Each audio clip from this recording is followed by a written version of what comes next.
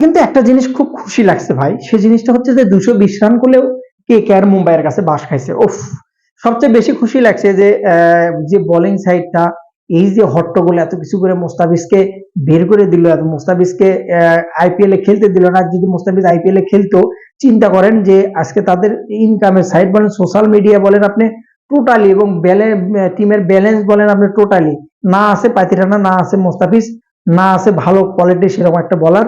মোজারিবানি, আমি তাকে ছোট করছি না, ইয়াং ট্যালেন্ট, তাই সে আরো ভালো করুক এ কামনা করছি, বাট মোস্তাফিজের সাথে মোজারিবানির কখনোই তুলনা করবেন না, কারণ এটি আকাশ পাতাল ব্যবধান, মানে অল্প না, আকাশ পাতাল।